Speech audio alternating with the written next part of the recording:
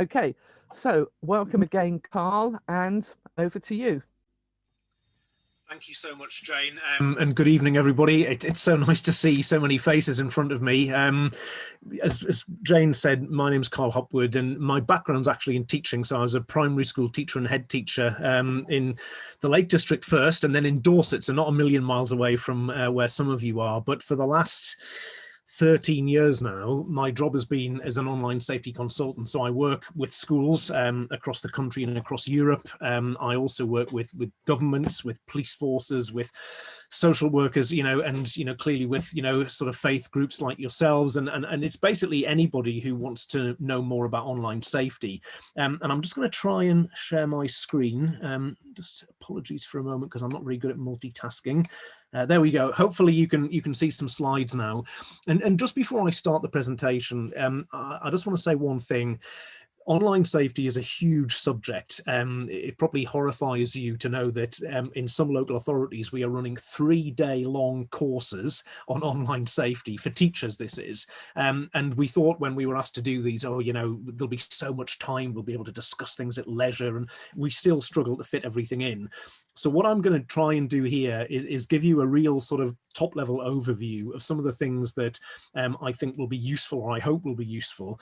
But what I would genuinely say to all of you is that if afterwards you think, actually, I could do with a 30-minute version of that, I can give you some slides that will last for 30 minutes that will, you can share with other people. If you want more information on scams or cyberbullying or sexting or whatever it might be, I'm really happy to share all of that with you. And actually, off the back of the course that we did in the West Midlands, I've had a couple of people who said, we're trying to write a little social media policy for our group.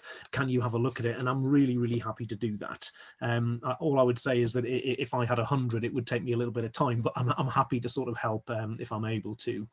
So let's get started. And I think, just a sort of quick summary of what I want to try and do. I'm going to give you an overview of what the risks are that children and young people face online, but actually that all of us face online. It may be that children are more susceptible to some of these risks, but I think, they're risks that can affect everybody. And what you can see on the screen there is a sort of well-established matrix of the risks categorized into content, contact, and conduct.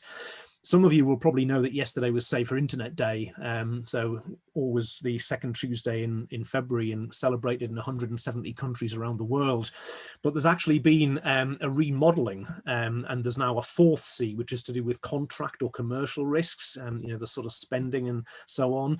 But I think when you look at that sort of categorization of risks, I hope what you'll see is that actually none of them are new. The internet didn't create them. They were around when I was a child at school. It's just the internet has made it easier for people to run up against them.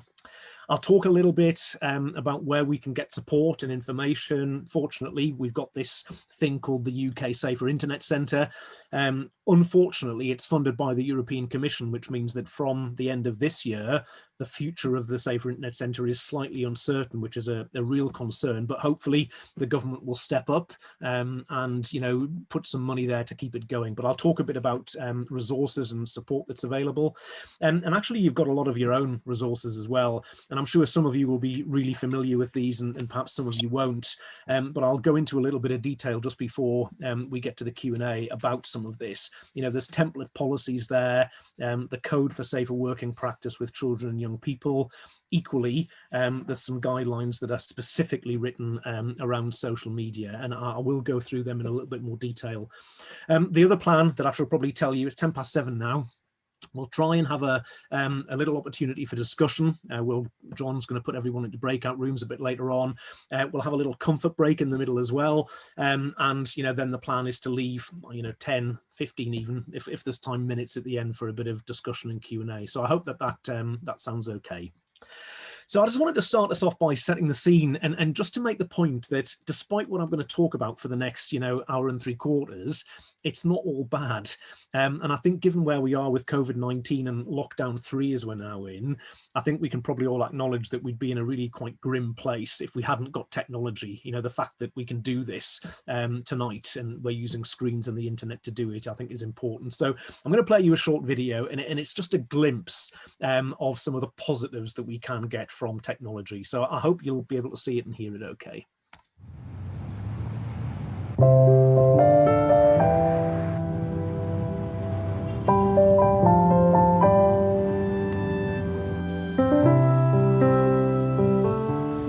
of our students have the chance to travel abroad and to interact with native speakers of English. What our students really want is to speak English fluently. And we're always asking ourselves, how can we make it more real, more human?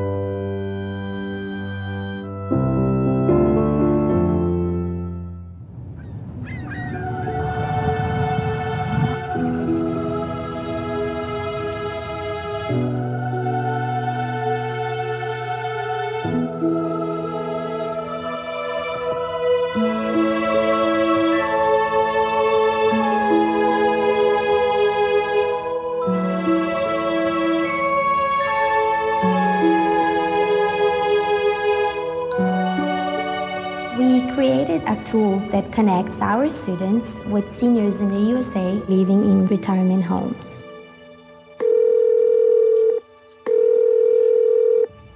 Hello. Hello, hello. Melissa. Hi, Dick. Can you hear me? Yes, I can. Can you hear me? How are you today? I'm good. How are you? It's the first time that I'm talking with someone from another country. I'm very excited to be doing this. I look like I'm only 25, but I'm 88. Do you have sisters and brothers? No, I'm one child. Only one? Oh, you poor fella. I live with my old brother. He has 23 years.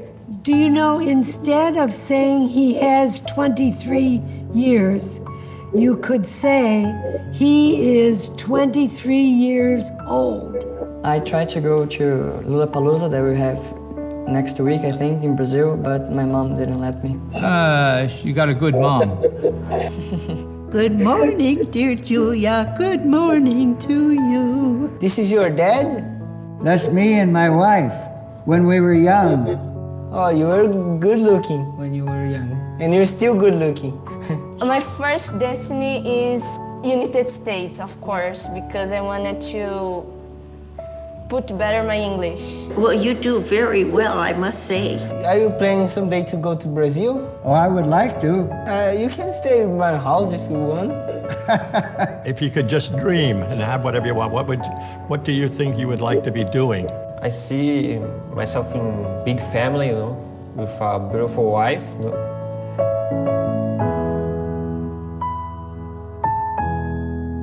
I want to thank you for this change of experience, you know.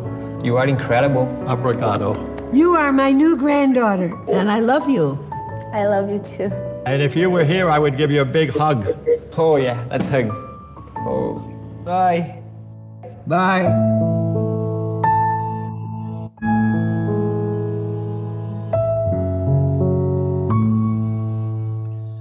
Okay, it's all downhill from this point, I'm afraid. But the serious point there is that, you know, that was YouTube, a sort of site that is often, you know, sort of lambasted in the press about a sort of toxic environment and so on. And I think the point I would make here, which I think, you know, runs throughout the whole session, is that this is about behavior rather than technology. Yeah, the technology, you know, can be used or it can be misused, but it's about individual choices and behavior. And, you know, what you can see on the screen there is, I guess, you know, the sort of merging of the online safety issues, which have always been front and center, and the COVID-19 situation that we're in at the moment. And I think, you know, that there's such, you know, heated debates go on all the time. You know, the top right hand side there, the stuff about Trump being removed from Twitter, you know, should they have done that? Did they have the right to do that? I think quite a lot of people would say that, you know, the fact that he was tweeting and it wasn't being censored by the White House press office meant we had a real insight into what he was actually thinking. You know, concerns about screen time. I don't know if you heard about this, but the latest guidance is that all of us every 20 minutes should stop looking at a screen and look at something 20 feet away for 20 seconds. I mean, I can't do that in this room because it's not big enough. I'm sure some of you are in the same position. You know, a huge concern about the sharing of fake news and misinformation, a huge rise in the number of scams going around. And I will talk about a few of those as we go through, which I hope might be helpful. So there's a lot, you know, to try and cover. And I want to start us off by actually talking about the worst end, if you like, of online safety, one of the most difficult areas to talk about. online child sexual abuse content. And if I take you back to March last year, colleagues in law enforcement around the world actually became very aware that there were a number of bad actors, I mean paedophiles, predators essentially, who were having open conversations on the internet, basically saying, you know, children aren't going to be at school, you know, that most of them are going to be at home. They're not going to benefit from the filtering and monitoring that schools put in place to keep them safe when they're on the internet. Their parents are going to be really busy. They can't be looking over their shoulder, you know, trying to see what they're doing online because they're trying to, you know, run their own businesses and keep working and so on. Therefore, this is the time that we can exploit that vulnerability. Now, that is a dreadful headline. And I think my worry is that it can often serve to, you know, push parents to just say, well, I'm not going to let my children go online. Or if I do, I will lock everything down to the point where they just can't do anything. And that's not helpful. I think, you know, what we need to do is, you know, have a conversation. And in the middle of the screen, and I apologize for some of the language in there, that this was a genuine message that was, you know, found by Europol, these two sort of individuals talking and discussing, you know, what they should be doing. So really unpleasant stuff. When you put that alongside some data from the Internet Watch Foundation. Now, the Internet Watch Foundation, they are the hotline in the UK, and their job is to remove the illegal content, essentially the child sexual abuse content from the internet. And they're really successful at doing it. When they were set up in 1999, 18% of all of the child abuse content on the internet was hosted in the UK, which is dreadful. It's less than 0.1% now. So, you know, they've done a really good job. But you can see that they blocked 8.8 million attempts to access child abuse material from UK users. This was back in April. And the CEO of the Internet Watch Foundation, a lady called Susie Hargreaves, said, you know, we've known that this is a real problem, but actually the scale of the issue of public demand is quite staggering. And I think it is. I was on a webinar earlier on today with Chief Constable Simon Bailey, who has the lead for the police across the UK on this. And he said, we think there's about 300,000 individuals who are actively looking to try and abuse children through the internet. Now that's a dreadful statistic, and if you ever heard him speak before, he always says, but I think that's the tip of the iceberg. That's what we can be pretty certain about, but I'm sure that there's more. And the other thing I'll say, and then we kind of get the uncomfortable stuff out of the way pretty much, is that, you know, he's always said that if you have a sexual interest in children, you will engineer your life to get into a position where you can work closely with them. And that's very uncomfortable for all of us in the roles that we have. It's very uncomfortable for me as a teacher and a head teacher. And now, because of the job that I do, I regularly, sadly, will be running training sessions, and somebody will say, oh, I'm from such and such a school. I used to sit next to that guy who's just been convicted. I used to sit next to him in the staff room, and nobody could believe what he'd been doing. You know, you would never have thought it. Absolutely. And because, as you all know, you know, these people can be very clever and manipulative. The last bit that is important that I share with you is something that the Internet Watch Foundation have spotted over the last couple of years. Very quickly, they get lots of reports from members of the public of, you know, this illegal content, and they analyze it. And they discovered in 2019 that quite a lot of this content was self-generated. So there wasn't anybody else involved in the image. It was children on their own. They also discovered that 3/4 of the self-generated images were 11 to 13-year-olds, and 95% of them were girls. So, you know, this has sadly been, you know, followed on by the 2020 data, which hasn't been published yet, but which we've seen, and it's showing an upward trend. So I think we just have to be aware that children are vulnerable from a very young age. And of course, if we wait until they get to secondary school before we give them some, you know, preventative messages around this, then we've left it a little bit too late, really. So I think, you know, you as professionals who are working with young people in many cases just need to be aware of that. The other point that I think just plays to this about how the internet facilitates, some of you actually might have seen the conclusion of this case today. Jane was telling me that it was on the news earlier on. And this was a guy who thankfully has been arrested by the National Crime Agency. And the point that I would draw your attention to is that in the investigation, they discovered that he was in contact with 5,000 young people, not just in the UK, but that's what the internet does, isn't it? It facilitates this mass, you know, sharing of information, but equally this ability to be able to contact lots of people. And so I think the question is, do we know who the vulnerable, people are? What support do we have in place for them? There is a definite correlation between offline vulnerability and online vulnerability. But I think at the moment, when everybody's at home, they're not coming into your churches, they're not coming into your youth groups. It's very difficult to actually, touch base and make sure that things are okay. And in the top right, this was some research done by Brooke after the first lockdown, and 20% of teenagers in year 9 and above were saying, I would send naked images to a partner if there was another lockdown. So, goodness knows what is happening at the moment. And the other bit, and then we are finished, I promise, with the grim stuff. The top left there, we've had a number of young people who lost their jobs in lockdown 1. They had Saturday jobs or evening jobs. They lost them. They weren't put on furlough. And some of them, and I'm not trying to suggest that this is widespread, but some of them have realized that they can make money by selling images of themselves on sites like OnlyFans and so on. So, the internet offers these amazing opportunities, but it also offers some of these challenges as well. And it links to sexting, which is a real challenge for young people. And the stats about sexting, this was some research that came out only a few months ago. 4% of 13-year-olds, but quickly rising to 17% of the 15 and above, said that they've already shared sexting type images. All the research from the last 4 years says actually sexting is completely normal. Although somebody of my age might think that it's really, not something that should be happening, it is normal teenage sexual behavior. There is a school of thought that says, we've got the messages wrong about sexting because we've said to people, don't do it, but they definitely are. And in fact, the figures are going up, if anything. Whereas we don't tell them not to have sex, we tell them how to have safe sex. So maybe we need to be thinking about how you have safe sexting. Now, not everybody is ready for that. I know some schools who are trying to, give that message in a sensitive way. What I'm saying to you is it's a really complex area. Okay, so what I wanted to do now is give you a bit of an overview, a top-level overview of what young people are doing. And I'm going to start with the youngest ones that we've got the data for. I'm using Ofcom's research. It's very well respected. I have got a PDF, a handout, which Jane and Philippa will be able to share with you tomorrow. Actually, I'm just updating it because there's some new research came out yesterday.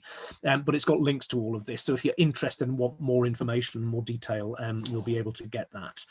So I'll just pick a couple of things out. 24% of the 3 and 4-year-olds have their own tablet. Now that's real tablets. It's not leap pads that are made for 3 and 4-year-olds. It's proper tablets, which I guess is fine, provided that when it was given to them, they, had some restrictions and safeguards put in place. But that hasn't always happened, as you well know. The other one that we'll just look at is the 51% who are watching YouTube videos for about 8 hours a week. And in terms of what they're watching, I'm sorry, this is quite a busy slide, but it's just the bit at the top that I want to look at. A third of them, the 3-year-olds, are watching funny videos and jokes and pranks and challenges.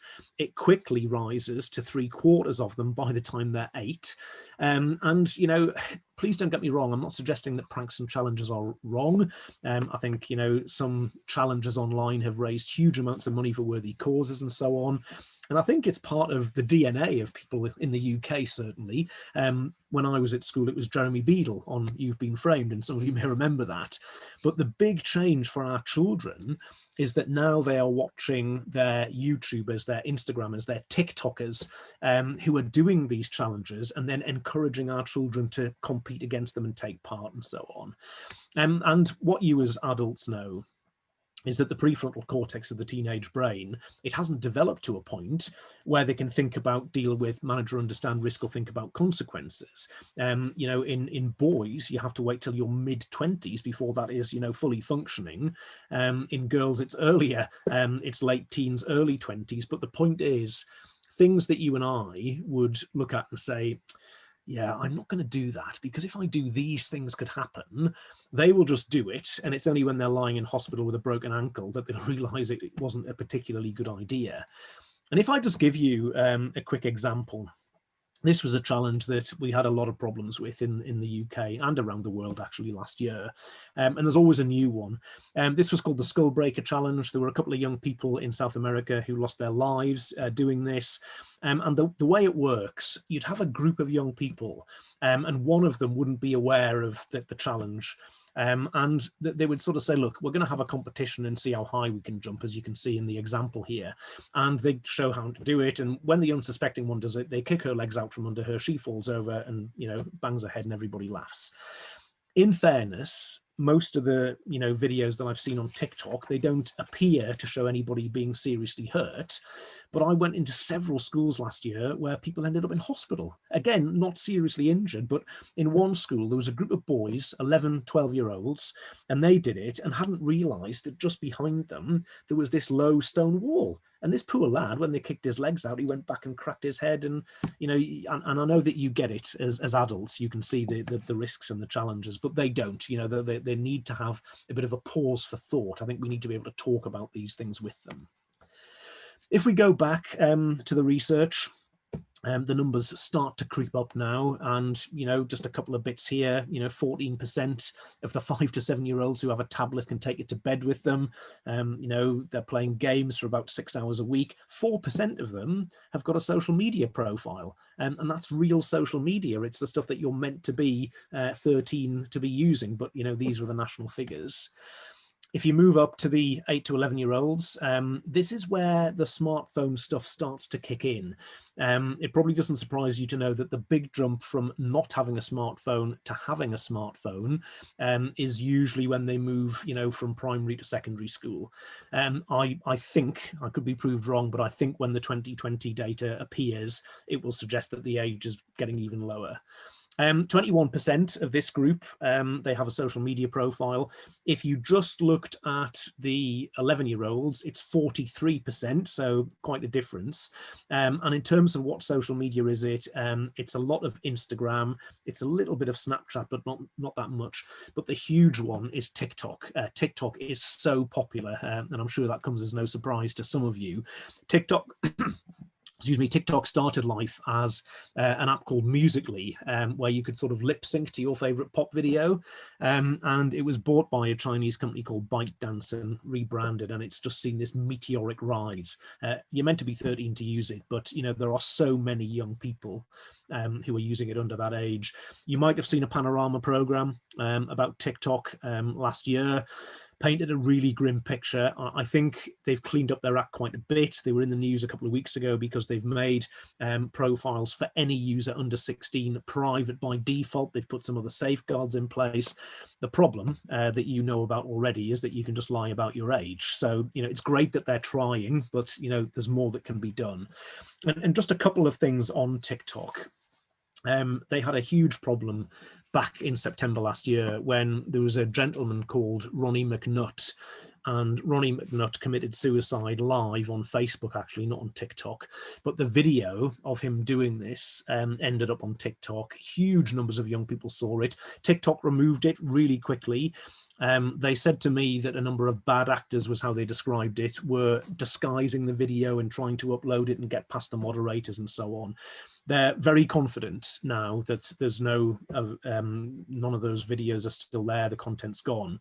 But what you can see on the right of the screen was a screenshot taken in early December of, you know, the Facebook sort of For You page, and it's littered with references to suicide, and that's not something that you'd want teenagers to be exposed to. So they have some real challenges with the content. And again, I go back to what I said after the video, it's behavior, it's user-generated content. So if we go back to the research, just to sort of complete the picture, at least with the teenagers, now the figures really rocket, you know, so 83% with a smartphone. If you just looked at the 15-year-olds, it's in the high 90%. So you're really very much in the minority if you don't have that sort of device. 70-odd% on social media, nearly 90% on YouTube for about 11 hours a week. You know, this is quite substantial, and I think those figures will have gone up given that we're in lockdown. But the interesting one for me is that 74% who own a mobile phone are allowed to take it to bed with them. And that equates to 63% of all 12 to 15-year-olds across the country. territory.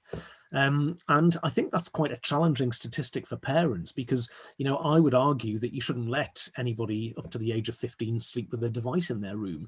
And it's not because we think they're looking at pornography or gambling or whatever. I mean, they might be, and we'll get to that in a bit. But I think it's because it's going to interfere with sleep. And I think we as adults really appreciate the importance of sleep. The problem is, you know, when a good parent says to their 13-year-old, you can't keep your phone in your bedroom, we're all going to charge them downstairs in the kitchen, they will undoubtedly get the, oh, so unfair, everybody else in my class at school, they're all allowed to do. And I think a good parent will say, well, I'm sure it's not everybody. They might say they can do it, but it's not everybody. And it isn't everybody, but it is nearly 2/3, which I think is difficult. And I think, you know, we have to encourage parents to stick to their guns, but that's not always easy. There's a bit of backup. The chief medical officer before Chris Whitty, it was Dame Sally Davies, and she published this guidance on screen time and screen use. And what I like about it is that you don't need to be a tech wizard to understand any of it. It's just good common sense stuff. So, you know, sleep matters, leave phones outside the bedroom when it's bedtime. And then down at the bottom left, you know, family time together, screen-free meal times are a good idea. And I take some comfort from talking to, you know, younger children who will say to me, oh yeah, you know, we have a rule at home that says no phones at the dinner table. That's brilliant. But my next question is always, you know, are those rules ever broken? And yes, of course they are. I mean, rarely by the children, which I think is a little bit suspicious, but regularly by their parents. And I'm not suggesting that we always need to be bound by the same rules that we do put in place for our children. But I think if we don't model the right behaviours, we're going to get it wrong. Even before COVID arrived, thankfully, I think, the dialogue about this was saying we shouldn't focus on screen time as a metric. It's the wrong one to use. We need to talk about screen use, you know, the quality of the interactions that they're doing on there. And I just thought it was worth quickly sharing this. This was the Royal College of Psychiatrists, and they, for the first time really, put some time limits on, you know, screens, but only up to the age of 5. So under 1, there shouldn't be any screen time. And the number of times you see very young children being given a device, you know, in those days when we could go to restaurants and pubs to keep the child quiet, let's give them a device and that'll shut them up until the food arrives. But, you know, for 2 to 5-year-olds, it shouldn't be more than an hour a day. What you notice beyond 5 is that they don't put a time limit on it. They do talk about screen-free sort of times when perhaps having a meal. They talk about no screens in the bedroom at night. Really importantly, I think they talk about having conversations so that young people feel they can come and talk to somebody if they've got a problem. So just some of the other stats around, you know, adult use, and I've just tried to summarize this. I could talk about it, you know, for hours and hours, as you're probably realizing. If you want more on the adult bit, just ask me and I can share it, but just a few bits. So the older that you are, the less likely you are to go online, full stop, but equally the less likely you are to go online with a smartphone. You know, people are going to be using desktops and laptops. Really interesting that, you know, 51% of over 75s don't go online at all. And I think what we're starting to see is that that presents its own vulnerability, because an awful lot of services now only exist online. And I think there's pressure, certainly at government level, to make sure that these are accessible. Some certainly, yeah, there you go. I've sort of said my own slide before I've even clicked on it. And I think the important point about that is that, you know, that provides us with a bit of a problem, because potentially these people are going to be a bit more susceptible to scams and things like that. Non-internet use is more likely for those over 55 and those in sort of more socially deprived households. And I think, you know, a lot of people are saying that when they're older, they feel less confident in being able to manage the sort of access to their personal data, how to manage their privacy and so on, which we know is so important. There's also been some research that says the newer users are going to be less aware of the risks. And an example of the newer users are my parents, who are in their 80s, living quite a long way away from me. So it's, you know, difficult for me to go up there at the moment. They are using the internet to order their shopping and to keep in touch with the doctor and things like that. But they are definitely going to be more susceptible to scams, despite all the things that I try and tell them. Equally, you know, here we've got more than half of internet users continue to be concerned about the internet. You know, in 2019, you know, quite a lot of concern around fraud, the scams bit. Not so worried perhaps about the illegal content, but personal privacy is something that does figure.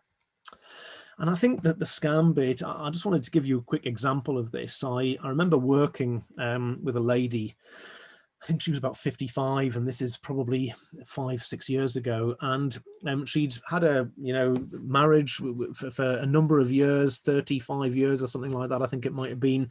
And then this guy just upped and went off with this other lady that he'd been having an affair with. She was absolutely devastated. Her heart was broken. She, thought that this was the guy she was going to be with forever. And anyway, to cut a long story short, eventually, a few sort of years, I think it was afterwards, friends said, look, why don't you try one of these dating sites online? You don't have to commit to anything, but it's a nice way to meet people, and you don't feel comfortable going out and about, but perhaps you could try and meet somebody online. And to cut a long story short, she did meet somebody online. They were communicating on a daily basis almost for about a year. So the other person was invested in this. They were planning to meet. They were going to sort of spend 2 weeks touring around Europe. And about a week before this guy was going to fly over, he lived in the States.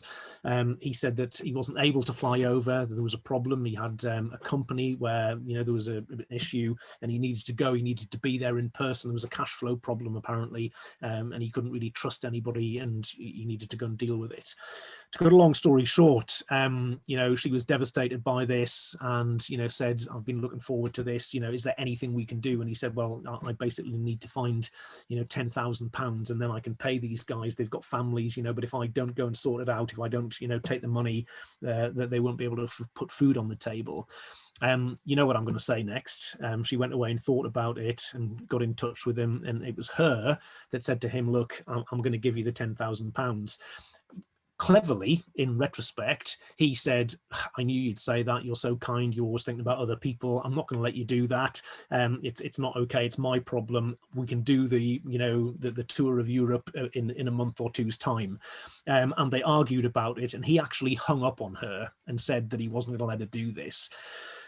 The next time, she said, I'm insisting, you're not asking me for this. I want to do this. If I do this, will it mean that you can still come over and we can do the holiday? And he said, yeah, it would, and she transferred £10,000 and, that she never heard from him again, of course. She got in touch with the police, who said, yeah, it's a reasonably well-known scam. We don't think he lived in America. We think there's probably very little we can do. And when I met her, and it was actually for an interview on the TV, she was such a nice lady, and she said to me, how could I have been so stupid? She was really beating herself up. And I said, you weren't stupid though. I said, you're a nice person, and you expected that other people would be nice as well, because actually that's the way the world should be. And she was blaming herself. And one of the things that we did talk about, she said, she didn't tell anybody else. And I said, well, why didn't you mention this to a friend? And she said, because I knew that if I had done, they would have told me I was being stupid and I shouldn't do it, and I didn't want to hear that. And so what I'm trying to say is that this is difficult, this is complicated stuff, and these people, they are absolute experts. So I think we have to talk about these scams. I think we have to raise awareness of them, and just try and be there and be supportive. That was the bit, as I say, about the newer internet users. They're the ones in the purple, and you can see that they're less aware of a lot of these things. In some cases not quite so much, but with the personal privacy, that there's a really big difference.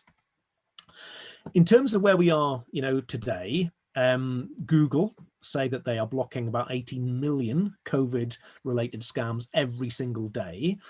Colleagues that I work with in the police are saying that, yes, you do still get, the scams, which are clearly scams because there's spelling mistakes and grammatical errors and so on.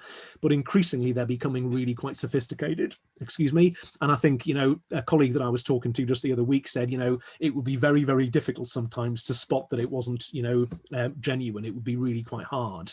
So this is an example of one that we've just been talking about over the last couple of weeks, actually. Royal Mail scam, you may have heard about this. And of course, loads of people are getting parcels from Royal Mail or Amazon. We can't go out anywhere, so can't go to the shop, so you might buy online. And, you get this thing and it says you need to confirm the shipment, so you click there. Well, we probably all know that you should never click on a link in an email. And this friend of mine in the police was saying, that the little trick is if you hover your mouse over the hyperlink where it says click here, it will show you the address that it's going to go to. And very often it's a load of gobbledygook and nonsense and clearly a scam and nothing to do with Royal Mail. What they're seeing a lot more at the moment is that it actually looks like Royal Mail. There might just be a little space or an underscore, or it might be, you know, a sort of an additional number on the end. So, you know, at a quick glance, you might think it's genuine. The only thing that you can do to be sure is to ignore the email, go to www.amazon.co.uk, Royal Mail or whatever it is, log in and then have a look, you know, but never click on the stuff that's there in the emails. And the government set up this reporting function back in April last year, report@phishing.gov.uk. And I think when we get the dodgy email, yes, you know, we should delete it, but before we delete it, we should forward it on to that address.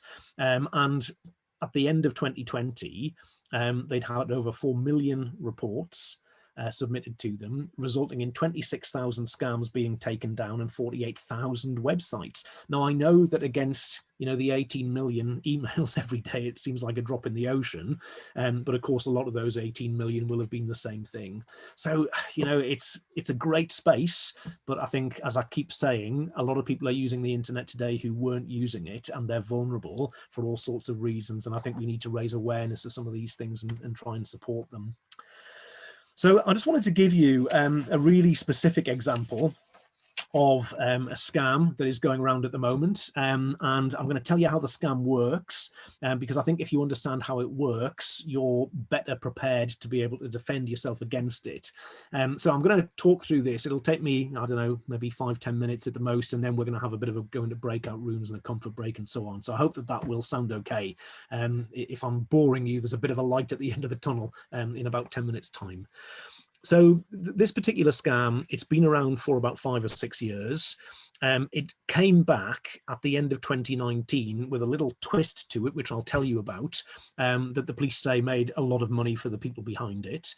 And it's come back in 2020 with a COVID-19 flavour as well. So the way the scam works, you'll get an email, and it could come from your own email address because you can spoof that. It could come from a friend, or it could come from a completely random email address. And the email will basically say, a couple of months ago, we installed some malware onto your phone, your laptop, your tablet. You didn't realize, but you clicked on something and it installed a piece of malware. Since then, we've been able to video you through your webcam. We've got hours and hours of, you know, really interesting video footage of you. We've also got a list of all of the websites that you visited in those 2 months, interesting browsing history. And we are going to send all of this information to your employer, to your school, depending on your age, to your friends, to your family, to your parents. You know, you're going to be massively embarrassed and humiliated. You need to pay us the money. And the money has to be paid in Bitcoin, in a virtual currency. And it says, if you don't know how to do that, click here and we'll tell you. And it also says, if you think we're joking, click on this link and see what happened to people who didn't take it seriously. Now, you all know that you should never click on the link in the email. Colleagues in the police say that if you did click on it, it actually just takes you to, I was going to say, a genuine site. I mean, it's a horrible site, but it is a real website. It's not another virus, is my point. And it's a website where there are dozens of videos, very embarrassing, humiliating videos. And alongside that is the person's name, address, where they work, you know, lots of information about them. Even though that's what happened in the first sort of iteration of the scam, very few people fell for it. I think people thought, no, you haven't, you know, and if they were worried, they put a bit of blue tack or a post-it note over their webcam, and that made them feel a bit safer. What happened at the end of 2019 is there was a little twist to it. So you got the same email, the same threat, the same demand to pay the money in Bitcoin. And then they would say, if you think we're bluffing, here's your password. And it would actually be your password, which is really quite scary. And if it wasn't the password that you're using now, it would be a password that you had used at some point in the past. So you'd probably remember that and think it was genuine. And that worked. So colleagues in the police were monitoring the Bitcoin wallets. And one of them, at the end of 2019, went from 0 to the equivalent of $1 million in less than 4 weeks.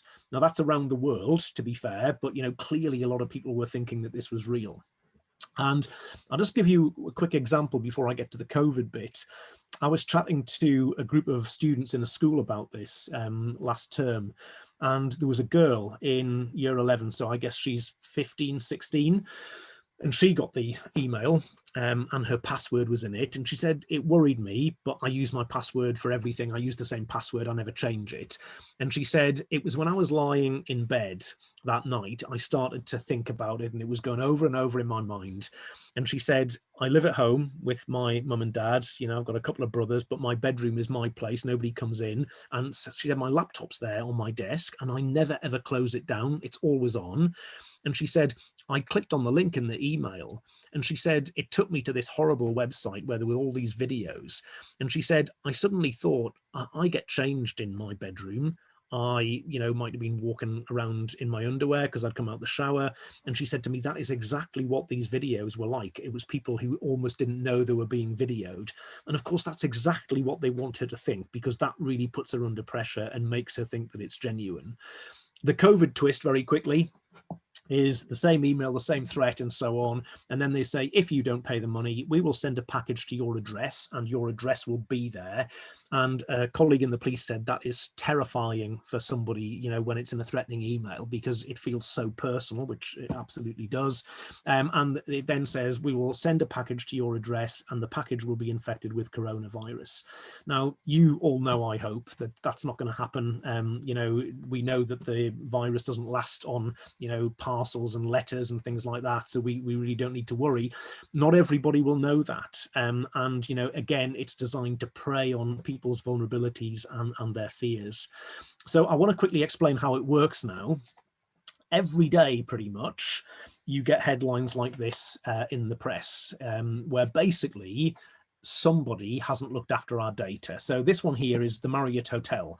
They lost 339 guest accounts, 339 million guest accounts, which is absolutely shocking. And they were fined, you know, quite a lot of money actually, because we are levying fines in the UK to try and make these people take more care over our data. But, you know, it goes on and on. Snapchat, Instagram, TikTok, you know, 235 million data breaches.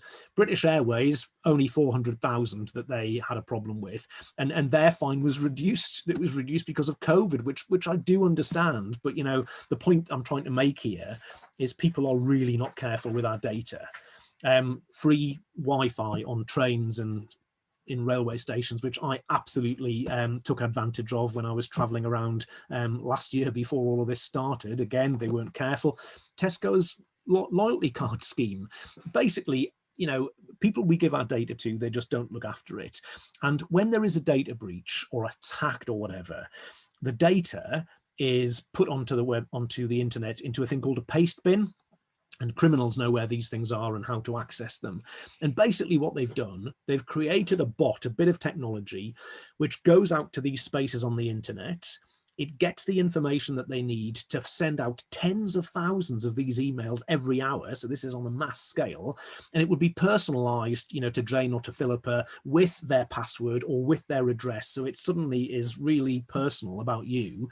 And then the criminals just sit back and wait.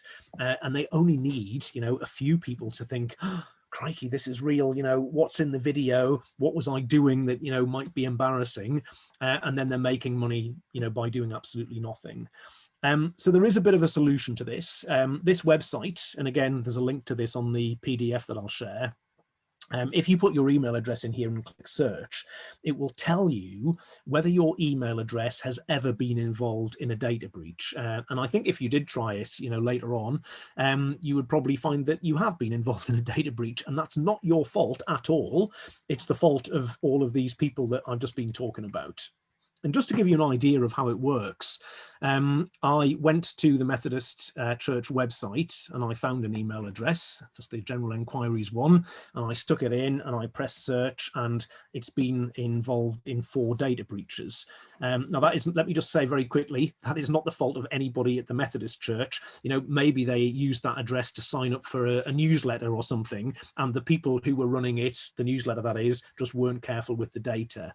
What is really helpful, though, is that it tells me where the data breach was, and more importantly, what it was. So in the one at the top there, yeah, it was email addresses and passwords.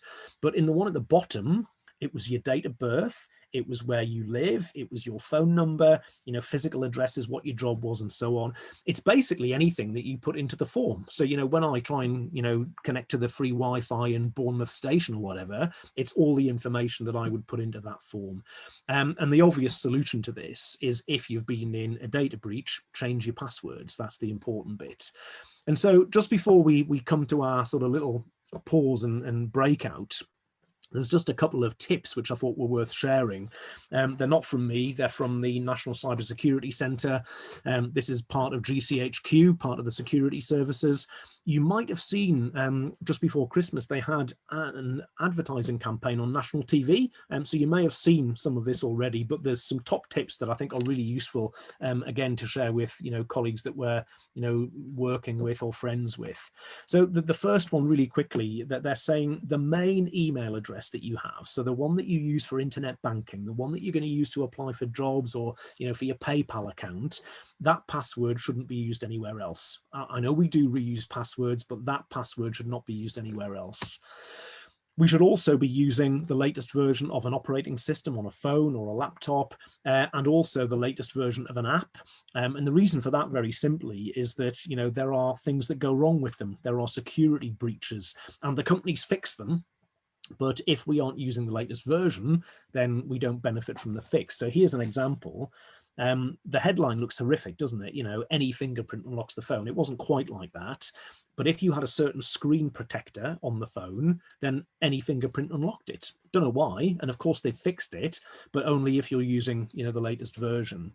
And a similar one here, you know, the Pixel 4 face unlock worked even if your eyes were closed. So that's why you need to have the latest version. And some of you are probably quite rightly saying, well, hang on, you know, my phone automatically updates, and they do, but not forever, you know. So last year, Android admitted that it'll automatically update, you know, for a couple of years maybe, but then you probably need to go and look for it yourself. So there's a time limit to this. The next one is two-factor authentication. I think this is really important, and you can get this on all sorts of different things now, you know, Facebook and Instagram and lots of other services that you might use. So the way that it works, you know, if Philippa was using Facebook, for example, and I thought I knew her username and password, I go to my iPad or my phone and I try and log in. Even if I've got the right username and the right password, if Philippa's set this up, I'll get a little message saying, we don't recognize this device with this account. Now, if it really is you and you've just bought a new phone, or you're round at your mum's and you're using, you know, her device to log in, that's fine, but we're going to ask you to authenticate who you actually are. And they'll do it either by sending a text message to you with a little code inside that you type in, or through one of these authentication apps. And by the way, I know I'm talking about a lot of different things here. That there is a website, which I will tell you about later, where you can get chapter and verse on all of this, and, you know, you can download guides to sort of read at your leisure. The next one is password managers. And I think password managers are really good because you have to remember one long, complicated password, which most of us can just about do. And then the password manager does everything else for you. And when you're on a website and it says, now to move further, you know, you need to choose a username and a password.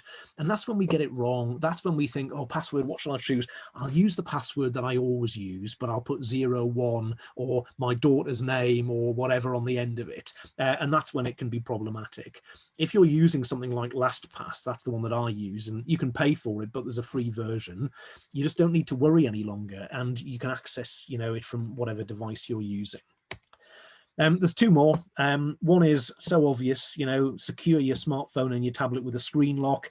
I'm sure most of you do that, but when I tell you that the most common screen passcodes are 1234 0000, and then the other one is 2580, because it just goes straight down the middle of the keypad. They're not great, you know, they're too easy to guess, and of course dates of birth aren't good either. And the last one is just about backing up. Yeah, you know, if we did, you know, lose access to the device, you know, what's on there, photos, videos, you know, perhaps all sorts of stuff that's really valuable, that we wouldn't want to lose access to. So we've reached the point where we can have a bit of a break. I hope I haven't bored you all silly yet. I think what we're going to do, we're going to go into the breakout rooms, and there'll be 5 minutes in total. I think John's going to set it up so there'll be sort of 4 minutes of regular time, which I know isn't a huge amount, and then you'll get the countdown time. But do use the countdown time, you know, wait until it kicks you out and kicks you back into the main room. And what we want you to talk about are, you know, if you think about the people that you work with, whether it's young people, vulnerable people, older people, whoever, what do you think the biggest challenges are for them when they're online? And when we come back, we'll kind of try and, you know, get a little bit of feedback, whether it's through the chat or whether we can kind of ask a couple of people to unmute. There's a lot of you, but we'll see how we can manage it. The other thing I'll just say before John sends you all off is that after the breakout discussion, we'll add another 5 minutes on where we can have a comfort break. And if you don't need one or you're bored, there's some logos that I'll put on the screen after 5 minutes, which, you know, have a look and see if you know any of them or all of them. That they're just some of the apps that are quite popular at the moment that young people are using. So please don't feel you have to do it, but just in case you're twiddling your thumbs looking for something to do. Okay, so let me stop talking, and I think John will be able to send us into the breakout rooms. Thanks, everybody.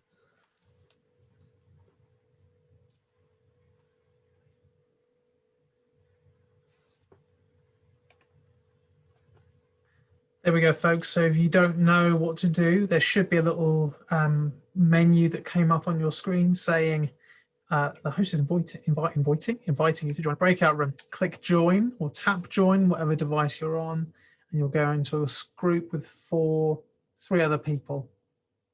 Have great conversations. There we go. Done. Thank you so much. Brilliant. So look, colleagues, I know that wasn't very long, first of all, for the discussion, and equally not particularly long to take a comfort break. I hope you've had enough time, though. I think just before we look at the sort of answers to the logo quiz, which I'll do very quickly, it would be good if we could get a little bit of feedback about that question, if I just go back to it. You know, so I know you didn't have very long, but what did you feel were the biggest challenges that were facing the groups that you do work with? Is it to do with, you know, addiction? Is it to do with exposure to inappropriate content? Or is it, you know, that they're vulnerable to perhaps some of these scams? And perhaps the best way to do this, and John, please tell me if this isn't the best idea, is perhaps if people just want to put something into the chat, I think, because I think it's going to be a bit difficult to perhaps go to individuals. That's exactly it, Karl. Yeah, go for it. So, folks, if you type into the chat, we can see what you are saying. The host can see what you're saying. So that's Karl, Jane, Philippa, and myself. If you don't know how to get to the chat, if you are on a laptop or a desktop computer, you can wiggle your mouse and you'll see basically at the bottom center of your screen the chat button, and you can get through to us there. And if you're on a tablet or a smartphone, those controls to include chat, you just have to boop my face or boop the speaker's face with you and tap me on the face, and the controls will come up and you can click chat and type in there. Thanks, John. That's great. So if anybody feels able just to share some of the things that they were discussing, that would be great. While we're waiting to see if anything comes in, let me just show you some of the answers to these logo questions. And as I say, it really doesn't matter whether you knew these or not. The point is, I think there's so many of them and it's quite difficult to keep up sometimes. So the first one that you've got there is Keek. You'll all have heard of YouTube, I'm sure. Keek is another video sharing platform. That there are lots of them. And I think with the smaller ones, there often aren't the same safeguards in place. I mean, YouTube is not brilliant, but there's a safety mode and things like that. This one's House Party, the next one. House Party's been around for years. They changed the logo, which confuses everybody. House Party saw a real, sort of resurgence during lockdown 1 because it was a way that you could sort of play quizzes with people who were in different households and things like that, which was quite nice. This one is Twitch. So Twitch is a sort of it's a social platform that gamers use, quite often. It's quite popular with them. TikTok we've mentioned. I'm guessing you'll have recognized Messenger. Discord, again, a sort of social site that's very popular with gamers. Tinder, adult dating site. Other dating sites are available, but you know, very popular. Dubsmash, which is again an app where you can sort of lip sync to favorite songs and, you know, scenes from movies and things like that. This is Yubo. And Yubo used to be called Yellow, so they changed their name just to confuse everybody. And Yubo is often referred to as Tinder for teenagers, which isn't good, bearing in mind that Tinder was the dating site.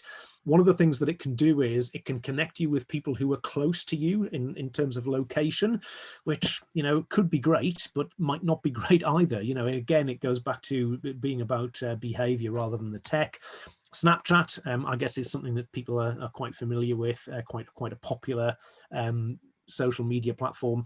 I think one of the things that makes Snapchat a little bit different is that, you know, people are led to believe that the images are ephemeral and you can set how long they'll last for, but of course people can take screenshots of them, so that's not quite as robust as you might think. WeChat is a very popular messaging app, particularly popular with you know, countries in Asia and, you know, the Far East, and then Instagram, which I'm sure a lot of you knew. And it, just to say, if it's of any interest, I've got lots of these, and, you know, I can give you PDFs so you can, you know, do it as a quiz with people if it's of interest. And I think the idea is just to show the enormity of the amount of content that there is there. So look, thank you so much to the people who've put some things into the chat. And I'll just sort of mention a couple of them. So we've got one here saying older members, you know, getting access to online meetings and Zoom and actually being comfortable in using these things. Absolutely. And we'll come to that in a moment, because, you know, where would we be without them? But actually, are people comfortable? You know, are we recording them? And actually, if we do record them, do we have the consent? Where's the recording kept? How long do we keep it for? Who has access?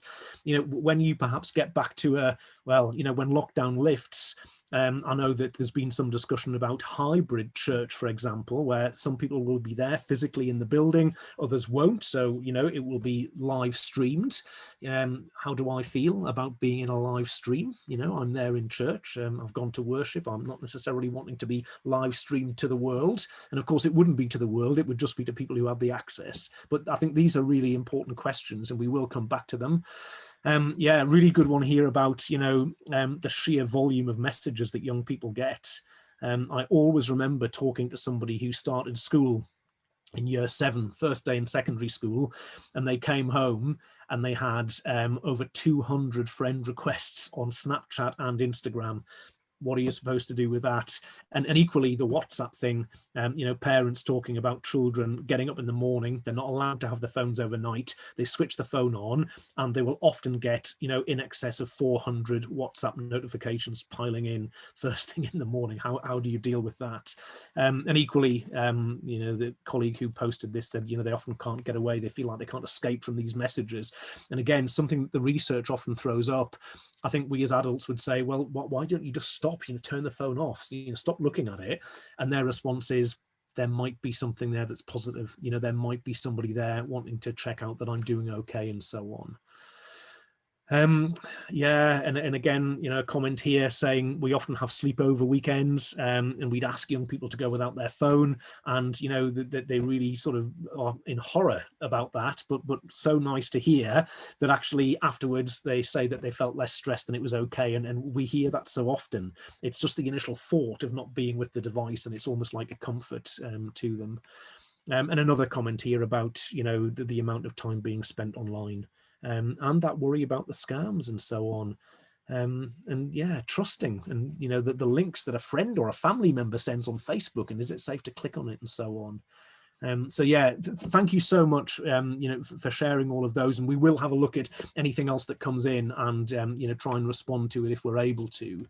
So this last section is going to try and focus a bit on policy, a bit on what we can do, you know, to make devices safer, to make, you know, users safer, and so on. And then there will be some time left at the end to have a quick look at a case study in some breakout rooms again, hopefully, but also for some Q&A. So as I keep saying, I think, we need to focus on the behavior, not the technology. And I think if that's where we start our conversations, we all feel pretty comfortable about behavior and what's acceptable and unacceptable. And the main reason for me putting this slide up here is just to show you Internet Matters, which is an amazing website. And I think, you'll find anything you need on there. If you want more information on things that we haven't covered yet, Internet Matters is the place to go and look. I think what we need to do is, talk about the positives. I think when we're talking to young people, especially, if we go in with all the things that can go wrong, they will switch off, they won't engage. I think it's important that we have a bit of a risk assessment, for the people that we're working with. What are their needs? What information do they need to know if we're going to be using, technology to communicate with them? There is, as I said at the beginning, a Methodist Church safeguarding and social media policy. I think that occasionally those two documents kind of conflict with each other. And I think the main way that they conflict with each other is that the safeguarding policy says, under no circumstances should you use social media to communicate with young people. But then the social media policy says this is how you can communicate with young people safely, which I'm sure is what the intention is. And I guess the safeguarding policy just needs to be updated. I'm not trying to be mischievous by raising that. I would just make the point that some people might have read the social media policy, but not the safeguarding policy. Some people might have just read the safeguarding policy and don't realize that they can use social media, if that makes sense. I would also say that we need a bit of understanding about how some of these things work, and Internet Matters is the place where you can get that. I think one of the really big challenges with young people is that they don't tell anybody when something's gone wrong. They're rarely likely to disclose. And, this is some research that was done with young people in Denmark and Hungary and the UK. And the question that was asked to them was, why wouldn't you tell anybody? And if you just look at that one at the bottom, 49% said, I wouldn't tell anybody because they'd stop me from using the internet. And I think very often, it's not the child who's done something wrong, it's somebody else who's behaved in the wrong way to them, if that makes sense. But, look at the difference between us in the UK and, Denmark and Hungary. They seem much less likely, to come and talk to their parents in the UK than they would in those other countries. Equally, in this research, this was 40,000 8 through to 17-year-olds in the UK. And 2 in 5 never told anybody about the worst thing that had happened to them. And why? Well, there's the list of reasons. They don't think anybody can help them. They're worried that they're going to get into trouble. And yeah, they're embarrassed sometimes about the things that they've done. And I think, what you will be able to do so effectively in the work that you do is try and, have that relationship with young people where they're probably more likely to come and talk to you than they are to their parents in many cases. And I think that's a huge opportunity because this stuff is really difficult for them to manage. And I think they really do need to have our support. I think it's really, really difficult. So there is a couple of helplines that I just wanted to mention.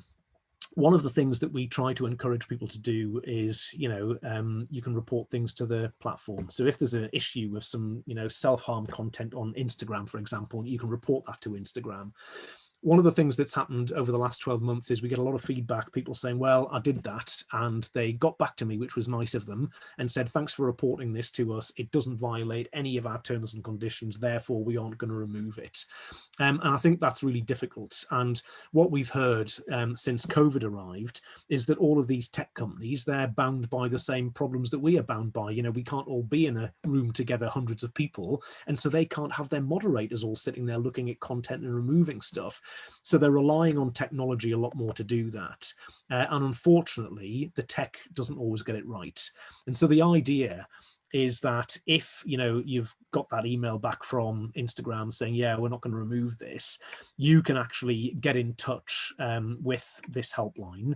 They will look at your report, and if they think actually you've got a point, this shouldn't be on Instagram, they will pick up the phone, they will have the conversation with Instagram on your behalf. So it's a really useful one to know about, and it's available for anybody over the age of 13. So really worth knowing about. The other one that I thought would be helpful to you in your role is something called the POSH helpline. It stands for Professionals Online Safety Helpline, and it's basically for anybody who is working with children and young people. It's actually run by the same people who run this one, but really, really useful. And you know, they're there. It's a free service, and if you've got a problem and you need some help and support, you know, they are the people who can do it. The other thing I wanted to talk about briefly, and I'm really happy to share more detailed information with people if they find this useful. When I'm talking to parents about how they can make things safer for their children, I talk about 3 different things that they can do. So really quickly, there's things that you can do at network level. There's things that you can do to your internet as it comes into your home, you know, in the form of your broadband. There's then things that you can do to an individual device. And I think doing something to the device is quite good, because when young people then take the device and connect to somebody else's broadband, which hasn't been filtered for whatever reason, then actually it's the device that is doing the checking about what they can access. And I always say to parents, it's great to do network level stuff and device level stuff, but actually that's only when they're in your house, or only when they're using the phone that you gave them. When they're at somebody else's house, they've got a friend who's got an unfiltered device. They've got a friend whose parents just don't filter the internet at all. And that's why, for me, this is the most important one. I think, you know, the human level, as I call it, the dialogue, the discussion, keeping the channels of communication open. And I think in terms of how we do that, I think we need to be proactive. I think if we wait until there's a problem, you know, and somebody's got something wrong, that's not going to be an easy conversation. You know, it's going to feel very personal, because actually it will be about them. And I think there are so many opportunities of things that happen, you know, stories in the press. You know, the one that I've been talking to a lot of young people about recently is the stuff that happened. There was the Man United Sheffield game just over a week ago, and some of the Man United players got some horrific, you know, racist abuse online. And, you know, young people want to talk about that. They've heard about it. They have views about it. And also, just to say, an educational psychologist who I do quite a bit of work with, she's always said to me, you know, you shouldn't try and have these conversations face to face. And she says, no matter how good you think you are at doing it, it will feel intimidating to the person that you're talking to. And she said, and I think this is really good advice, she said, you know, go out for a walk. You're moving, and that helps to have the conversation. You're both facing the same direction. It will be much, much easier. People are much more likely to open up, you know, so take the dog out or whatever. And the other one that I think we know works is, you know, chucking something into the middle of the dinner table, metaphorically. And, you know, it may well be that the person who you're hoping is going to get the message isn't engaging, certainly not contributing, looks as though they're not even listening. But we know that they are, and we know that they'll sometimes go away and perhaps, you know, come to your group that you're running and actually ask you the question. Doesn't matter who they get the support from, so long as they do get some support. So now, at the risk of putting you all to sleep, we kind of get into some of the policy stuff, which is important. And just a couple of things to sort of share. This is something that the DFE published back in October. And the trouble with the DFE, you know, I work really closely with people in the safeguarding unit there, and they're brilliant, but they don't always publicize particularly well the stuff that they have written and created. Unless you follow them on Twitter, which not everybody wants to do, you don't always know. So this came out in October last year. And for those of you who are sort of working in education, if any of you are, you'll know about keeping children safe in education. This is the sort of community groups version of that, and it's guidance for, you know, anybody who is running stuff for young people out of school. And it talks in particular about sort of faith settings and church groups and youth groups and things like that. It's a really big document, but there is a section on online safety issues, which, you know, you would expect there to be. And it talks specifically about the fact that you should have in all of these groups a written online safety policy or acceptable use policy, you know, saying what children or, you know, adults or whatever it might be actually can actually do in terms of the tech. So it's acceptable behavior, you know, for children and for staff. And it could be things like, can I use my mobile phone? Where can I use it? Where can't I use it? Can I take photographs with my mobile phone, or should it be a church device? It also talks about appropriate filtering and monitoring, so that if you're offering them access to the internet, it's not just free, unfiltered access. And I will come back to filtering, because I think that's quite an important point. It also says that it would be good practice in any of these groups to have a staff behaviour policy, and that should include acceptable use of technologies. It should include, relationships between children and the staff or the volunteers, including the use of social media. And it also talks about the relationships between parents and staff or volunteers, with social media. And I think the problem with social media, it's wonderful, but it blurs the boundary, doesn't it, between personal and professional. And I think that's when things can get quite difficult. And again, it talks about, how the contact should be made. Can contact be made directly with children and young people, or should it be done through a parent or carer, and so on. Then we get to your own content, the content that's been sort of created by the Methodist Church. And I think a lot of it, you'll know much more than I do about this, but I think a lot of it has been located into this Well Learning Hub as well, which is certainly where I found quite a bit of it. So, it talks about the social media guidelines, and it's really good, I think, that they've got the social media policy next to the safeguarding policy, because I do believe that the two probably need to be read in conjunction with each other. There's a lot of template policies there, which I think is really good. And again, I'm absolutely not being critical about any of this. I'm very aware that all I worry about now is online safety. That's all I do. When I was a head teacher, I had all of these other things that I had to worry about. And I know that that's probably the case for many of you. This is a small bit of what you're doing. I think the point I would make is that with a lot of these policies around online safety, that they have to be revisited, fairly regularly, just because things change. So one of the things that we're dealing with in school at the moment, schools were talking about, mobile devices, but now we've got wearable devices, and kids are coming into school with smartwatches that actually, even without a phone, can connect them to the internet. They can do searches, they can, look at photos. The kit is just changing all of the time. So I think in terms of policies, having written, so many of them in my time, I think, they have to reflect what we're actually doing. That's the first bit. But, is everybody aware of the policies? Are all of the people who are going to be working with groups aware of what the policy says? Do they know what's in the policy? And, if we are communicating with young people or with their adults or whoever via social media, they need to know what is in that social media policy. It's really important that it's sort of pushed under their noses. When new people come to work for us, whether it's in a paid role or a sort of voluntary role, are we discussing these policies? And I know that this is challenging, because I think very often when people sort of, come on board, we'll say, oh, if you read these things, you'll know what, what we're about and how we work and so on. I would always argue, and of course I would because of the role that I have, that the online safety stuff should be at the top of the pile, because that is the stuff that people can lose their jobs over. And very innocently, sometimes they can make a mistake, but they've broken the policy, they've contacted a young person in a means that they shouldn't have done, and then it can, lead to dismissal and all sorts of stuff. If you're having supervision meetings, work sort of with management groups that you might have within the church, are there references to all of these different policies?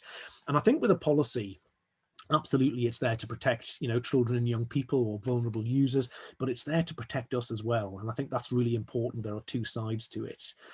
So, there's a lot that's in them. And I realize, I could have actually just done an entire session just around the social media policy, but I'm going to try and pick out some of the things that I think will be helpful. You've got a few other documents as well. So you've got a code of safer working practice with children and young people, which is, the sort of the standard stuff about minimizing the likelihood of allegations and things like that. But within the safeguarding policy, it makes a couple of very specific points. So it says that you shouldn't be taking images or storing them on personal devices. Now that's a really tricky one, no matter what organization I'm working with, because people throw their hands up and say, wow, so we haven't been doing that, but actually the policy says that that's what we should be doing. So there's a massive cost implication there. What is the treasurer going to think about that? And I think one of the things that came up when I ran this course for the West Midlands colleagues, we had a lot of discussion about, where they were going to get funding for this. And I realized that some of this happens at a sort of, national level. Philippa and Jane will correct me on this, but I think, there's things that happen at a local level, but things that perhaps happen at national level as well, which I realise, may not be within our gift. It also says, you shouldn't provide personal contact details to a child or young person. So, it should be a church mobile number or a church email address, or actually you could argue that it should be a church social media contact. It shouldn't be something that is your personal. And it's, again, what I say about the boundary between the two. This is your safeguarding policy. So this is a specific bit about e-safety. And it talks about, communications being professional. The third bullet point's an interesting one, maintaining a log of all electronic contact with individuals or groups, including messaging and texting. What does that actually mean? I'm not expecting anybody to answer that. It's a rhetorical question, but, I guess different people will have a different view of what that means. And again, parents and carers, of course, they need to be aware of what children and young people are doing. Written permission in advance, great, if that happens. And then it talks here about, children and young people should be regularly informed and reminded of safe internet use and accessing social media. Well, that's great, but that's what the policy says. Are we actually doing that? And have we got any evidence that we do remind them? And of course, that won't be important until something goes wrong. And it's when it goes wrong, somebody will say, well, in your policy, it says that you regularly inform and remind children about this. So have you done that? And that's when, I'm sure you are doing it, but that's when, things can start to unravel. This now is your social media policy. And, again, it talks about how social media is an excellent way to keep in touch. And it talks about a variety of platforms that you need to be aware of. I always think there's a bit of a danger when you do that, because the policy dates then very quickly, because, absolutely the things that you've put there I would agree with, but I think TikTok and Twitch, for example, they're really, really important things for people to be aware of, in 2021. It also talks a little bit about Zoom, and it's great that there's guidance around Zoom. And there's a separate little sort of document about Zoom. And I think there's a lot of questions here, and we could actually stay on this slide probably for the rest of the session. But, do we record stuff? And who makes the decision about whether we record stuff? Should, if it's young people, do they need to have their cameras on? Is there any pressure for that? Or do we make it very clear that they don't need to? I mean, I think the way that it was done here this evening is exactly the way it should be done, but that doesn't always happen. What about consent? Who gives consent? Is it just the parent, or is it the parent and the child? In one of your documents, it says actually if a child is over 12, they need to give consent as well as their parents. Do we have guidelines for people who are taking part in some of these meetings? And again, I think what John and Jane did at the beginning, it was very clear, what you could do. But what about that hybrid situation? What about when we are able to get back into places of worship, for example, but not everybody will be able to come, because I guess there probably still will be an element of social distancing. Fantastic. My parents, connecting to their church via the YouTube link, but the church is empty at the moment. Once that isn't the case, who do you get consent from, and are they happy to give it? And what happens if you've got even 10% who say, no, I don't give my consent, I don't want to be there? And in the call tonight, it was great that John said, turn off your camera if you don't want to. You can't turn off your camera if actually you're part of a big congregation. So I realize that I'm probably causing a lot of problems with some of these things that I'm saying, but I think these are just things we need to think about. Again, these are some of the things that are within the policy, and this was one that I thought was quite interesting. So what it says is that you shouldn't have any friends on your personal social media who are under 18, who are not related to you, or they're your legal guardian, so that's fine. But then it says if a young person turns 18 and becomes a leader within the church, they should unfriend anybody under 18 that are involved in their youth group. But that's quite hard, I think, because, they should unfriend them. What from their personal social media account, or is this just from the church social media account? And I think again, it's just a bit of clarity, because actually it's especially at the moment in lockdown, social media is the only way that, a lot of people, not just young people, can actually keep in touch with, friends and family and things like that. It also says if there was any inappropriate posts, yeah, so you've set up an Instagram account or a Facebook page, you know, for your group. If there were any inappropriate posts, well, they should probably be taken down by the admins. And it lists examples of inappropriate posts, which I completely get. Mental health worries, I think, is interesting because that could be a cry for help. And maybe it's not appropriate to actually, you know, use a public sort of space for it.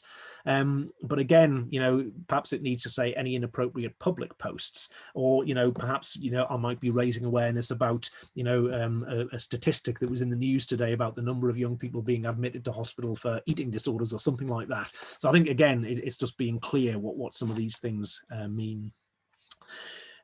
Just two bits here. So the top bit at the top is from the social media policy, and it says Instagram, blah, blah, blah. You need to have signed consent from their parents, and you can only share images of young people if you have that signed consent from their parents. But in the actual safeguarding policy, as you can see, it says you need consent from parents, but if they're over 12, it's parents and the young person. So that just goes back to what I was saying before about have people read the safeguarding policy and the social media, or perhaps just one. It also mentions Snapchat, and it says that Snapchat is not an appropriate platform for leaders to communicate with children and young people. That's great. I think whatever you decide is great, so long as it's clear. But again, things like TikTok and Twitch aren't mentioned. So if I'm a youth worker or something, do I think, oh, well, you know, I can't use Snapchat, but they haven't said I can't use TikTok, so I can use TikTok. But then you may not think that TikTok is appropriate, if that makes sense. Then we get to the bit about images and photos and things like that. And again, you know, this often causes some real difficulties. So it says clearly that images should be taken on church-owned equipment, a church phone or a church camera. And then it says, rather than personal mobile phones, where possible.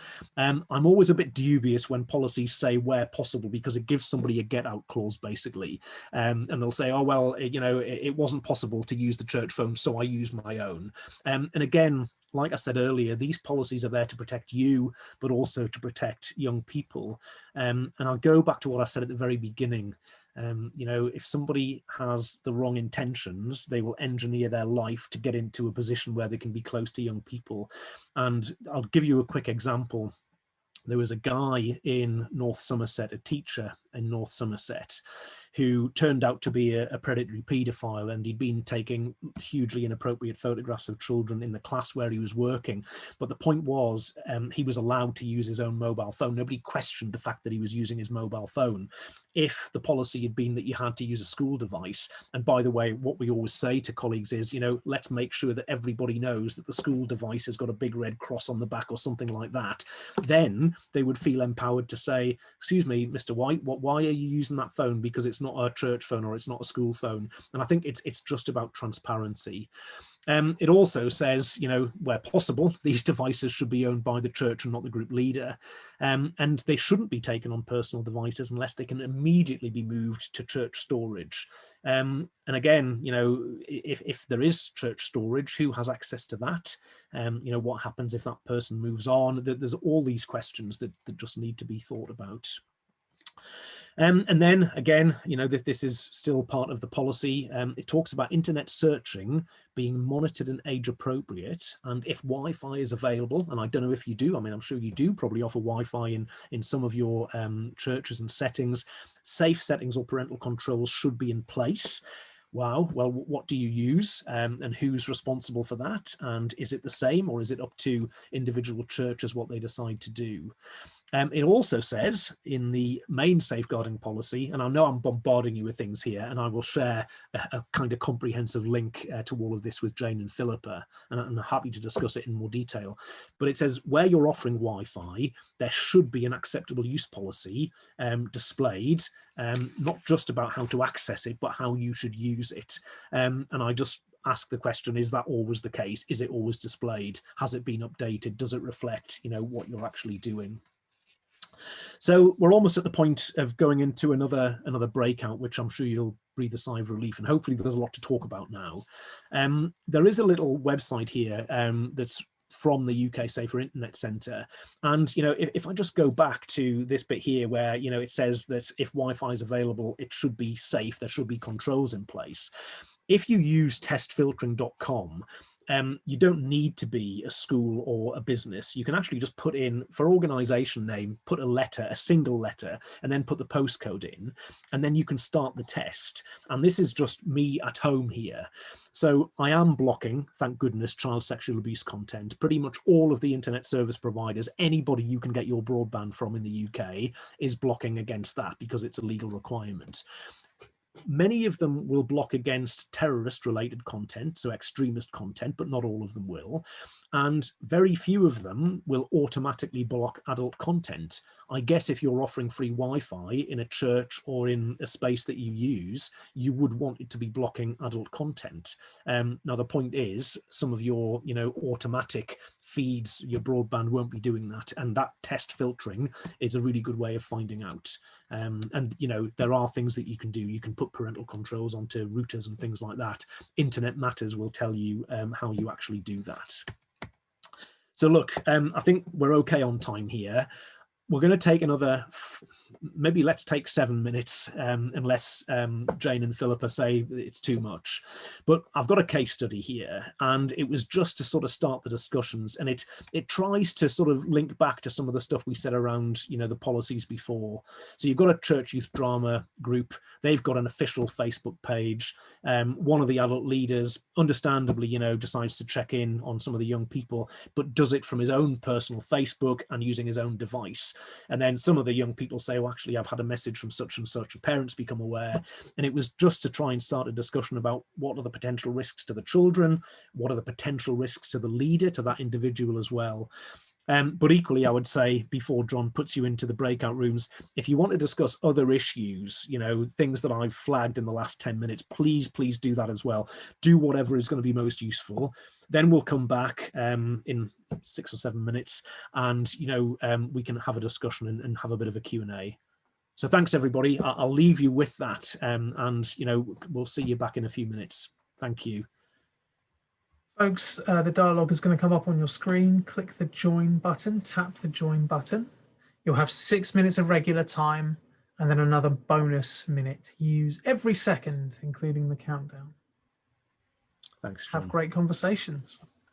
Taking some feedback first on the case study.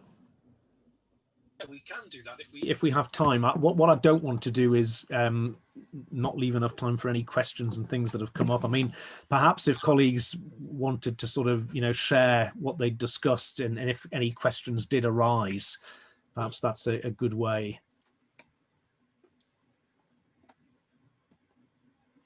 So is the plan that they need to send stuff back to you, Philippa, in the chat? Is that how this is going to work? Yeah, can everyone see me in the chat? Yep, so the way that you would do that is if you're on a laptop or desktop, you're going to wiggle your mouse, bring the controls up, you're going to click the chat button, then the chat window is going to come up, and it will say probably to everyone or to the hosts. And so what you can do is you can click the to everyone or to whatever name is there and select Philippa Reed. That will get you through, and Philippa will be the one kind of triaging questions for Karl. Yes, that's right. You can only select one of the hosts. That's fine. So select Philippa. Thanks for that, Jessica, for reminding us. Select Philippa when you have a question, and she will triage them. It's very similar if you're on an iPad, if you're on a tablet, or if you're on a smartphone. If there are no controls on your screen, just tap the screen once, you know, kind of boop someone in the face, and the controls will come up, and then the chat menu will be very similar to what it looks like. You know, similar controls, it will just look a little bit different, but the same wording will be there. Okay, so I'll just start with a question from John, and that's about handouts from this session.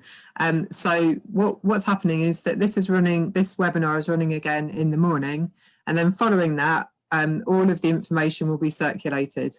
So this evening's webinar, as we heard earlier, has been recorded, so that will be available for you so you can watch the whole thing again if you wish. And then all of the links and the relevant policy information and websites and whatever will also be sent out to you so that you've got all of those available. Okay, there's another question about hybrid church. So I guess we were that's a really good term for when we're in that half and half place, and things might still be recorded and with people in church, and a suggestion that there's perhaps a place to sit that's out of the camera line, so that if people don't want to actually be on film, then that can be where they can sit and how that can be dealt with. I mean, what we are doing with Connection, myself and Jane and other DSOs, is seeking for them to give some guidance and clarity around that. There are also other things such as privacy notices and those kind of things, which we use so that people are clear about their personal data. So part of that in this case would be being on screen. So there will be processes that will be further developed around that as it's arising and as it's kind of developing as we go on. Where do we go to find out how to filter the church Wi-Fi? Karl, I think you probably can help out with that. Yeah, thanks. Yes, so depending on who you get your broadband from, BT, Sky, Virgin, whoever it might be, they all offer tools, all free, that come with the package, as it were.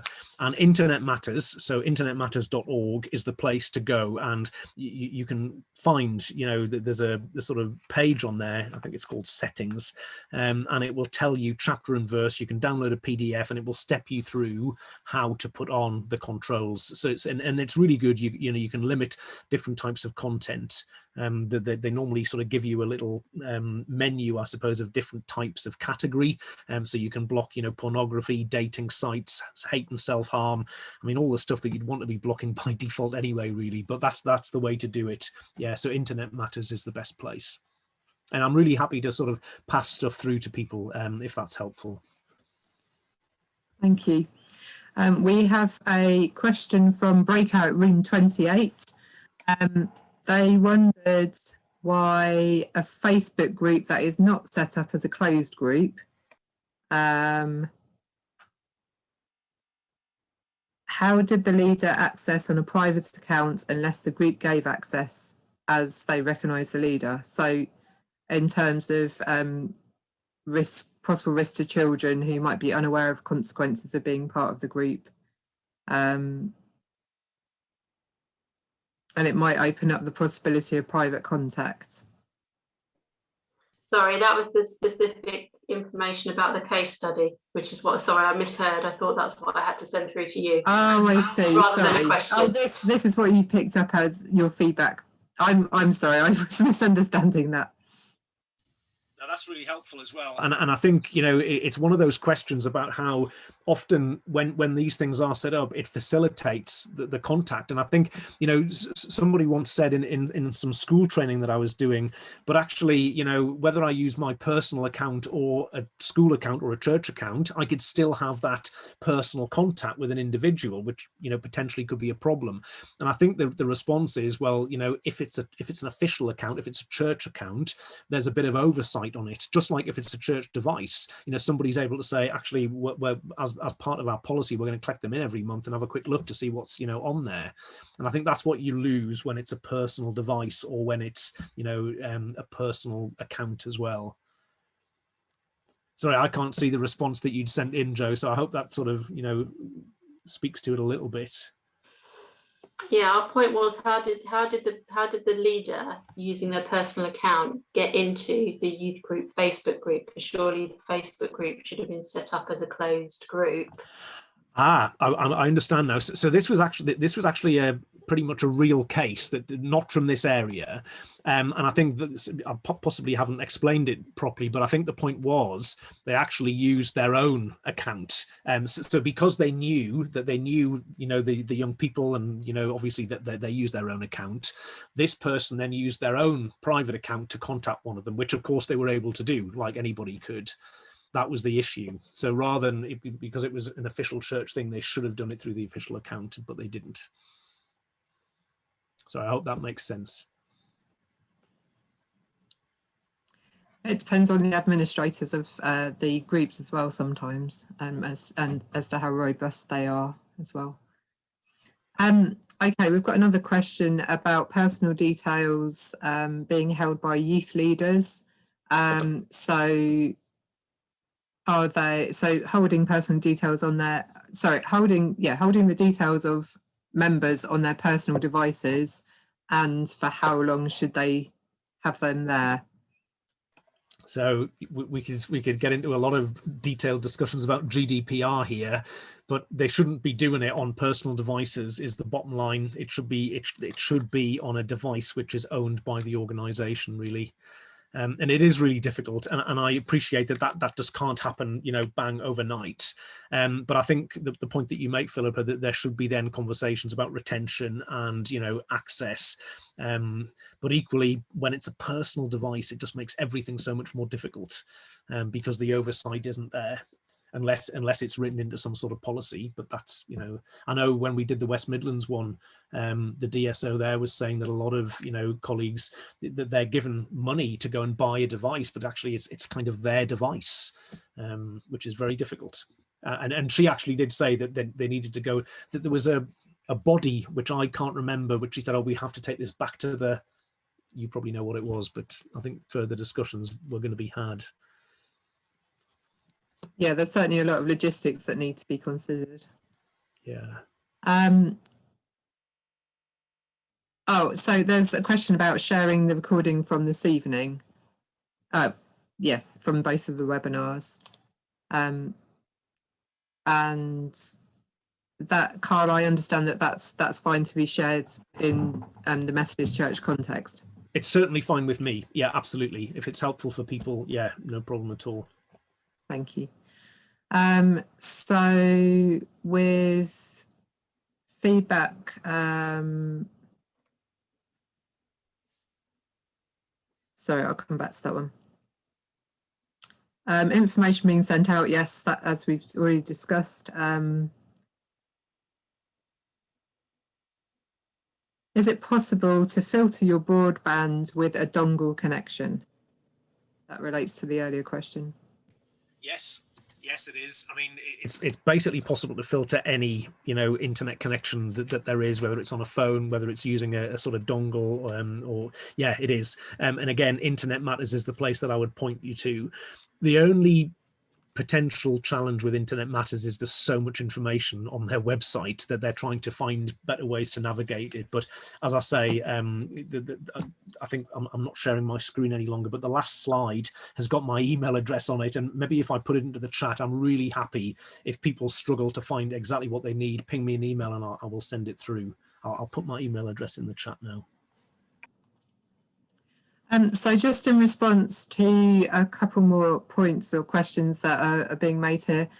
So as I mentioned a little bit earlier, the connectional safeguarding team and the DSOs, etc., do communicate, and you know, there's a lot of sharing of information and updating policies on a regular basis. So as I said about the services, all of this stuff to do with internet use and needing to adapt our practices is being fed back to Connection and taken on board, and should be incorporated as time goes on into stuff that's going to be useful kind of on the ground with you all. So there will be further guidance as well about social media policies, e-safety policies and stuff like that, and Connection will come back to us about that. We will chase them if needs be. But thank you very much for all your thoughts around that.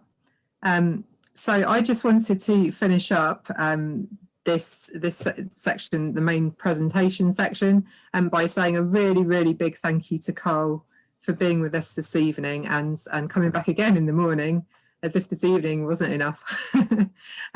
So I'm sure we'd all like to extend our thanks to him for the really great presentation that he's put together for us this evening.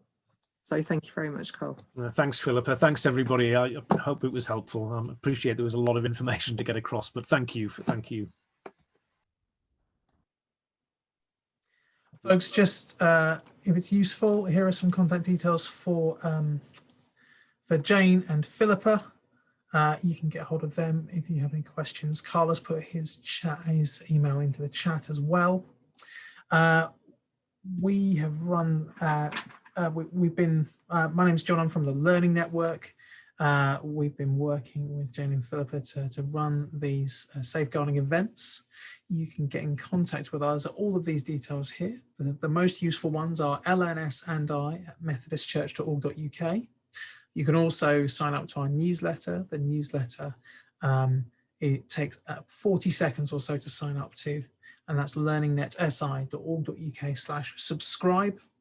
And the next safeguarding webinar is here. It's going to be on the 10th of March and the 16th of March. It's the same thing repeated, as you don't need to come to both. It's called Safeguarding, Demystifying DBS Checks. It's going to be incredibly useful, and you can find details at learningnet.si.org.uk/events. That's learningnet.si.org.uk/events. Thank you so much for your time this evening. Go well, however far it is to go from the chair you're in to the sofa or your bed or whatever. Thanks for being here, and we'll see you again soon. Bye-bye. Bye. Thank you. Good evening, everybody. Bye, everyone. Thank you. Bye. Ta-da. Bye-bye. Bye.